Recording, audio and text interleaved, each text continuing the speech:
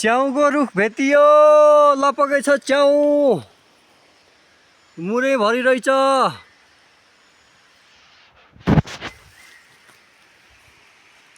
अर्को साइडमा पनि छ कि नाइ छ केटा छ यता पनि छ च्याउ छ है यता पनि छ